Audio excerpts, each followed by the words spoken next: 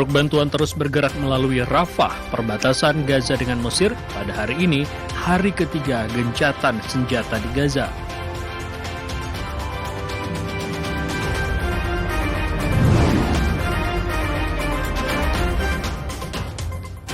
Presiden Korea Selatan Yoon Suk Yeol menghadiri sidang pemakzulan di Mahkamah Konstitusi untuk pertama kalinya terkait darurat militer.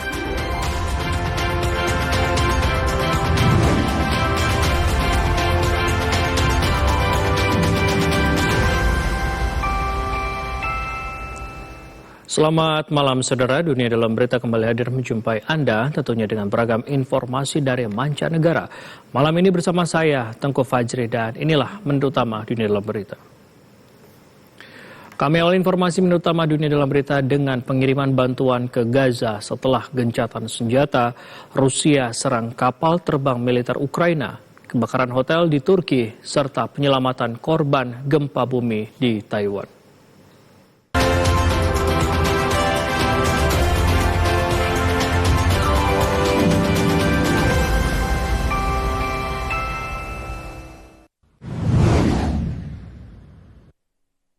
Warga Palestina di kota Gaza mencari makam orang yang mereka cintai di kuburan yang dirusak oleh tank Israel.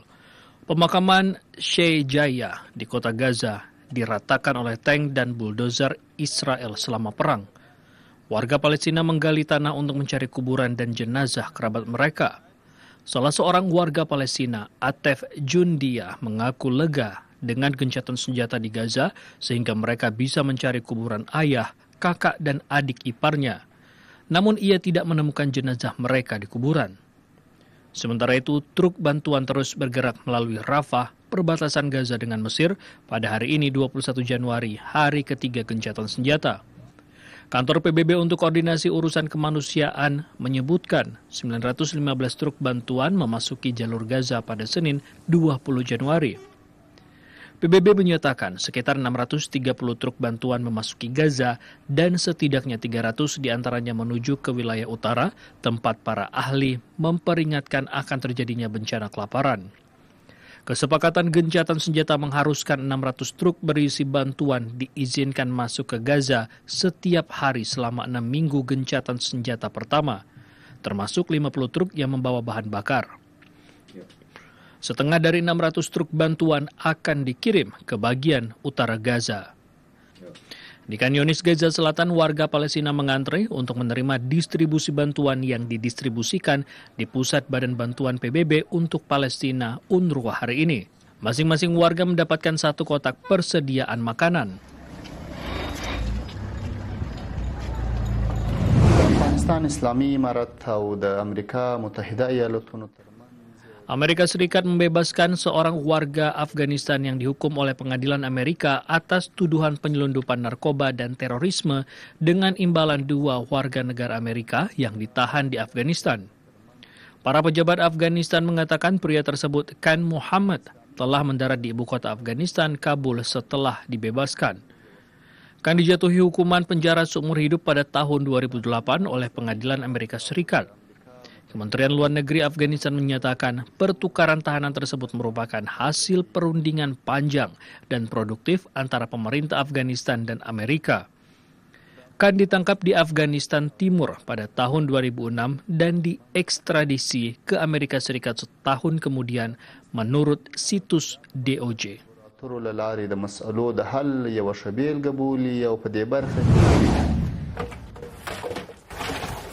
Pasukan Rusia menyerang lapangan udara militer Ukraina.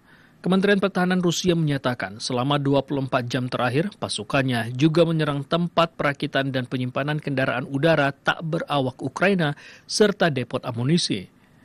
Pasukan Rusia kembali menguasai 2 pemukiman Ukraina. Selain itu, pasukan pemerintahan udara Rusia mencegat bom udara Ukraina dan roket HIMARS serta menembak jatuh puluhan drone. Pasukan Rusia juga terus menyerang lokasi personel dan peralatan militer Ukraina di wilayah Kursk, Rusia. Di pihak lain, staf umum Angkatan Bersenjata Ukraina melaporkan puluhan pertempuran di garis depan hingga Senin sore.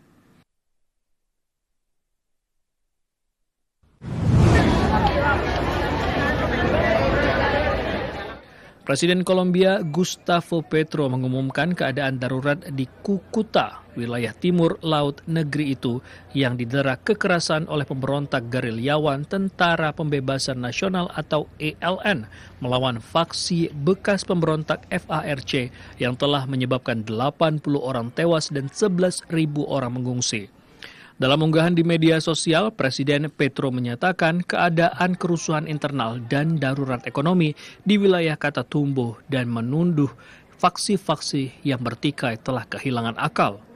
Meningkatnya kekerasan di wilayah perbatasan dengan Venezuela adalah yang paling serius dalam sejarah negara tersebut dan memicu keputusan Petro menunda pembicaraan damai dengan pemberontak ELN.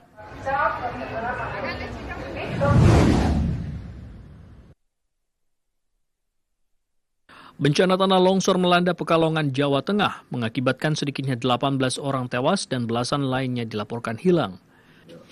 Kepala Pelaksana Harian Badan Penanggulangan Bencana Daerah atau BPBD Jawa Tengah, Bergas Catur Sasi, mengungkapkan bencana banjir dan tanah longsor dipicu hujan lebat yang mengguyur wilayah Petung Kriyono pada Senin 20 Januari.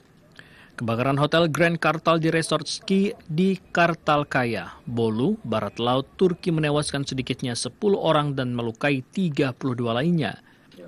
Pihak berwenang menyatakan kebakaran mulai terjadi di lantai restoran Hote.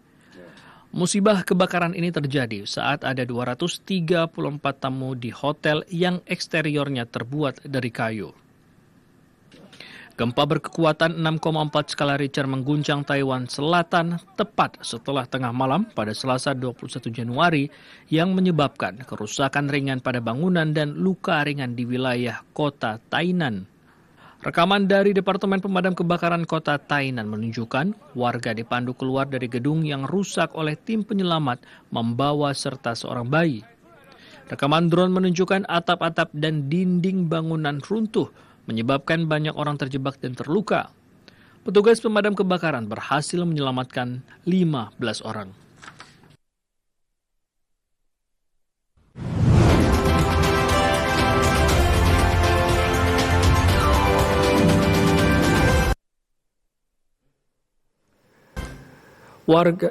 Dunia Dalam Berita masih akan kembali dengan informasi lain, diantaranya warga Palestina di Gaza tidak yakin ada perubahan dalam kebijakan Presiden baru Amerika Serikat. Sementara Presiden Donald Trump meragukan gencatan senjata di Gaza. Sesaat lagi.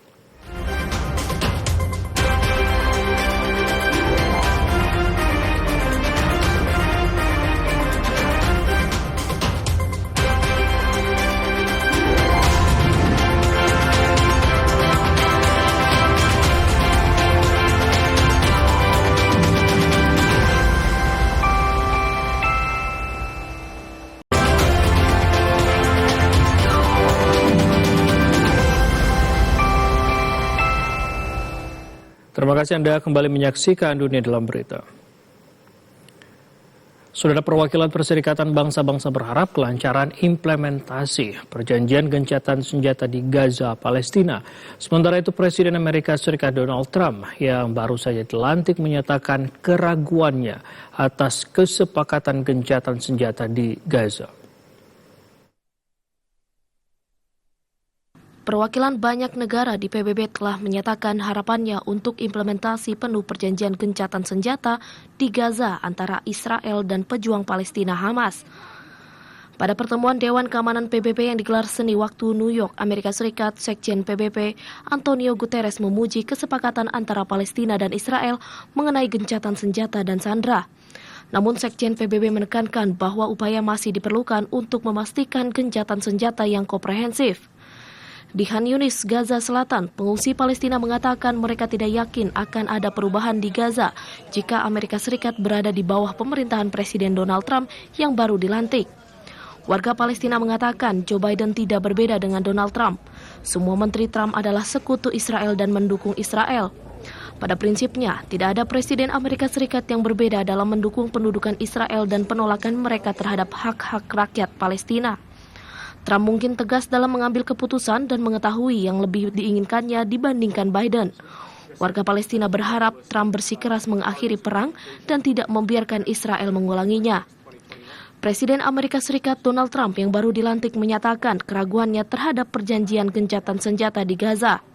Berbicara kepada wartawan di ruang oval saat ia menandatangani perintah eksekutif, Trump mengatakan daerah kantong Palestina yang padat penduduknya itu tampak seperti lokasi pembongkaran besar-besaran dan harus dibangun kembali dengan cara yang berbeda. Presiden Amerika Serikat Donald Trump usai pelantikannya menandatangani sejumlah perintah eksekutif, termasuk pengunduran diri dari Organisasi Kesehatan Dunia atau WHO. Trump juga menandatangani perintah eksekutif untuk menarik Amerika Serikat keluar dari Perjanjian Iklim Paris. Presiden Amerika Serikat Donald Trump pada Senin waktu setempat menandatangani sejumlah perintah eksekutif, termasuk penghentian kewarganegaraan berdasarkan kelahiran dan keluar dari Organisasi Kesehatan Dunia WHO. Dengan langkah ini, Amerika Serikat akan meninggalkan WHO dalam waktu 12 bulan dan menghentikan seluruh kontribusi keuangan untuk program-programnya. Keluarnya Amerika Serikat dapat membahayakan program-program WHO, terutama yang menangani tuberkulosis, penyakit menular mematikan terbesar di dunia, serta HIV/AIDS dan kondisi darurat kesehatan lainnya. Trump juga bergerak cepat memenuhi janji kampanyenya untuk mencabut kebijakan Joe Biden yang memprioritaskan penerapan keberagaman di pemerintah federal dengan mencabut 78 perintah eksekutif yang ditandatangani presiden pendahulunya itu. Presiden Amerika Serikat Donald Trump yang dilantik pada Senin malam waktu setempat menandatangani perintah eksekutif untuk menarik Amerika Serikat keluar dari Perjanjian Iklim Paris. Untuk kedua kalinya, Amerika Serikat menarik diri dari Perjanjian Iklim setelah sebelumnya Trump melakukan hal yang sama selama masa jabatan pertamanya. Pada pidato pelantikannya, Trump yang telah lama menganggap energi bersih mahal dan boros, berjanji untuk melipat gandakan upaya untuk mengekstrasi dan memanfaatkan bahan bakar fosil. Trump mengklaim Amerika Serikat memiliki sesuatu yang tidak akan pernah dimiliki oleh negara manufaktur lain, yaitu jumlah minyak dan gas terbesar di dunia yang akan dimanfaatkannya. Diadopsi pada Desember 2015, Perjanjian Iklim Paris merupakan upaya internasional untuk mengatasi perubahan iklim dan pemanasan global. Warga Meksiko berunjuk rasa menentang Presiden Amerika Serikat Donald Trump yang baru dilantik di depan Kedutaan Besar Amerika Serikat di Mexico City. Sementara itu, Guatemala menerima kedatangan warganya yang kembali dengan penerbangan deportasi dari Amerika Serikat. Warga Meksiko berunjuk rasa menentang Presiden Amerika Serikat Donald Trump di luar Kedutaan Besar Amerika Serikat di ibu kota Meksiko, Mexico City. Mereka memukuli boneka Trump dengan tongkat dan membakarnya sebagai protes atas masa jabatan baru Trump dan kebijakan anti-imigrannya. Aktivis koalisi binasional melawan Trump, Julia Clark, menyatakan pihaknya tidak akan membiarkan Donald Trump melakukan militerisasi perbatasan. Trump menyatakan akan mengumumkan keadaan darurat nasional di perbatasan selatan dengan Meksiko, mengirim pasukan dan melanjutkan kebijakan yang memaksa para imigran untuk menunggu sidang pengadilan mereka di Meksiko. Trump juga berjanji untuk mengubah nama Teluk Meksiko menjadi Teluk Amerika, usulan yang ditolak oleh para pengunjuk rasa. Unjuk rasa juga terjadi di Philadelphia, Amerika Serikat, menentang tindakan keras di perbatasan dan dorongan deportasi massal yang ditetapkan Presiden Amerika Serikat Donald Trump. Trump telah memulai tindakan keras imigrasinya dengan menyatakan imigrasi ilegal di perbatasan dengan Meksiko sebagai keadaan darurat nasional, menetapkan kartel kriminal sebagai organisasi teroris, dan mengambil langkah-langkah untuk memblokir kewarganegaraan anak-anak imigran ilegal. Sementara itu, Guatemala menerima 116 warganya yang tiba dengan penerbangan deportasi dari Amerika Serikat. Di saat yang sama, Wakil Presiden Guatemala Karin Herrera mempresentasikan rencana pulang kampung untuk integrasi berkelanjutan.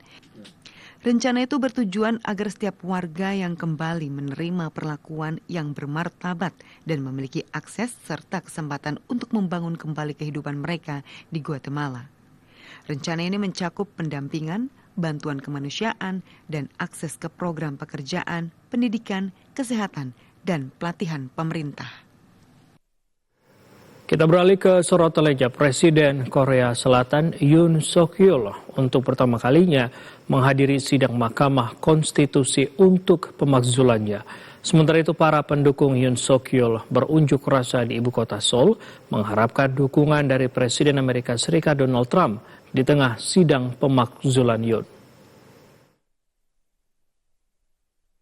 Presiden Korea Selatan Yoon Suk Yeol menghadiri sidang Mahkamah Konstitusi untuk pemakzulannya di Seoul untuk pertama kalinya hari ini. Mengenakan jas berwarna biru tua dengan dasi merah anggur, Yoon yang merupakan seorang jaksa karir sebelum terpilih sebagai presiden pada 2022 berjanji untuk menjawab seluruh pertanyaan yang diajukan pengadilan. Mahkamah Konstitusi memulai persidangan pada 27 Desember untuk meninjau mosi pemakzulan yang menuduh Yoon melanggar tugas konstitusionalnya. Para hakim akan memutuskan apakah akan mencopotnya dari jabatan presiden atau mengembalikan kekuasaannya. Usai menghadiri sidang pemakzulan, Presiden Korea Selatan kembali ke pusat penahanan Seoul menggunakan kendaraan dinas permasyarakatan yang dikawal oleh iring-iringan mobil dinas keamanan presiden. Yoon telah dipenjara sejak sepekan lalu dan menjadi Presiden Korea Selatan pertama yang ditangkap saat sedang menjabat. Ia menghadapi tuduhan pemberontakan terkait deklarasi darurat militer singkatnya yang mewujudkan pada 3 Desember lalu yang menjerumuskan Korea Selatan ke dalam kekacauan politik. Pengunjuk rasa pendukung Presiden Korea Selatan Yoon Suk Yeol berunjuk rasa di luar Mahkamah Konstitusi di Seoul saat Yoon menghadiri sidang pemakzulan untuk pertama kalinya. Di tengah teriakan penuh semangat, para pengunjuk rasa menyatakan mereka berharap Presiden Amerika Serikat yang baru, Donald Trump, akan mendukung Yoon dalam kasusnya terkait upaya singkat pemberlakuan darurat militer. Seorang pengunjuk rasa Yu Yong-ai yang berusia 71 tahun mengatakan Amerika Serikat adalah sekutu Korea Selatan dan di masa sulit ini ia yakin Presiden Trump akan mendukung mereka. Dunia Dalam Berita masih akan kembali dengan informasi lain, diantaranya Chelsea sukses menaklukkan Wolverhampton Wanderers dalam pertandingan lanjutan Liga Premier Inggris. Informasi dari lapangan hijau akan kami sampaikan usai jeda berikut ini.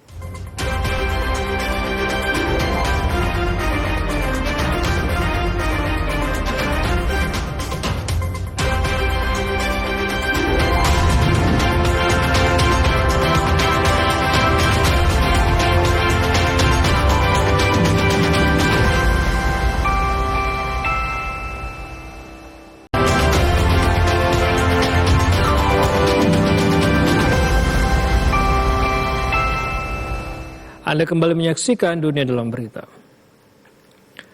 Chelsea sukses menaklukkan Wolverhampton Wanderers 3-1 dalam pertandingan lanjutan Liga Premier Inggris.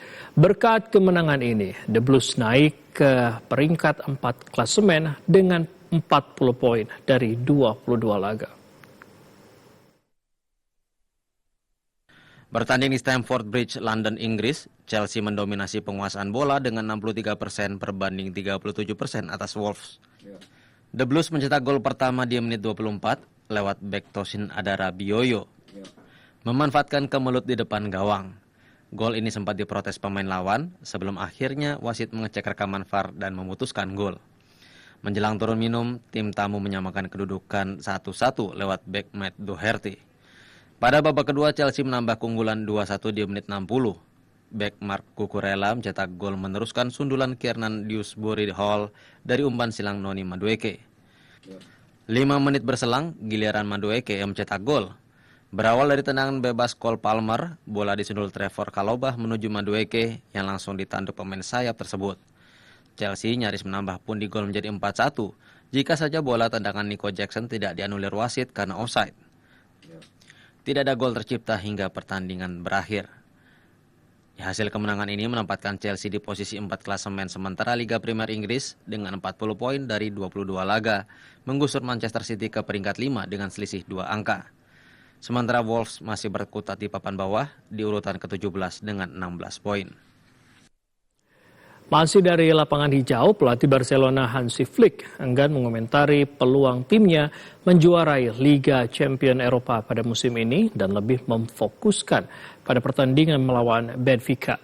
Sementara itu, Manchester United menerima penawaran Real Betis yang akan meminjam pemain sayap asal Brasil, Antony, hingga akhir musim.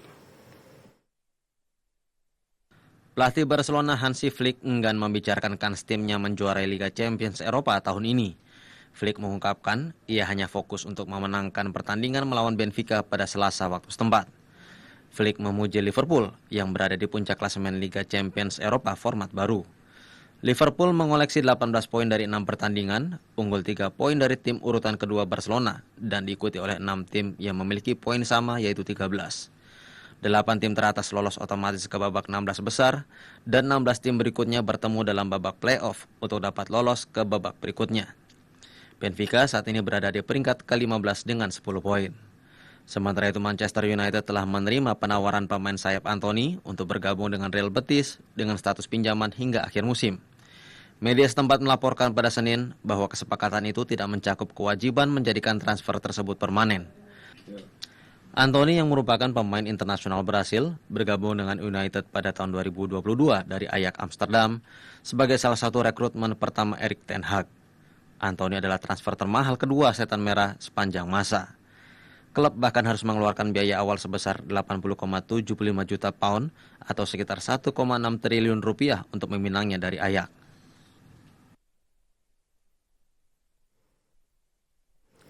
Saudara, nenek moyang hiu putih besar berusia 9 juta tahun ditemukan di wilayah Peru. Para ahli menemukan sisa-sisa ikan sarden di perut fosil hiu purba itu. Ahli paleontologi di Peru mengungkap fosil kerabat hiu putih besar berusia 9 juta tahun yang pernah menghuni perairan selatan Samudra Pasifik. Lokasi satwa laut itu suka melahap ikan sarden.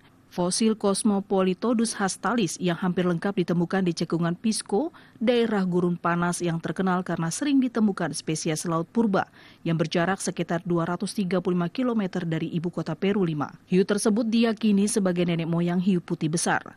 Saat ini, satwa laut itu sudah punah, namun giginya pernah mencapai panjang 8,9 cm. Dan hiu dewasa bisa tumbuh hingga hampir 7 meter panjangnya, atau seukuran perahu kecil. Insinyur di Institut Geologi dan Pertambangan Peru, Cesar Augusto Sacaltana, dalam presentasi di Lima mengatakan bahwa sisa-sisa hiu tersebut menunjukkan fosilisasi yang luar biasa. Para peneliti menyajikan sisa-sisa hiu purba itu di beberapa guci kaca, termasuk satu guci berisi rahang raksasa bergigi tajam. Ahli paleontologi Mario Urbina menjelaskan bahwa sisa-sisa ikan sarden ditemukan di dalam perut fosil hiu.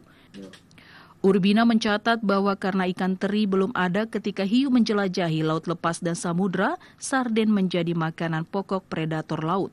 Ahli paleontologi Peru pada November lalu memamerkan fosil buaya muda yang hidup lebih dari 10 juta tahun lalu di lepas pantai Peru Tengah, tempat Pisco dan wilayah pertanian Ica ditemukan.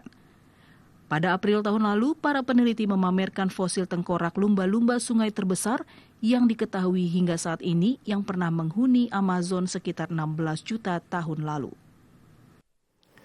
Informasi tadi mengakhiri perjumpaan kita pada malam hari ini. Akhirnya saya Tengku Fajri mewakili kerabat kerja yang bertugas mengucapkan terima kasih atas perhatian dan kebersamaan Anda. Selamat malam, sampai jumpa.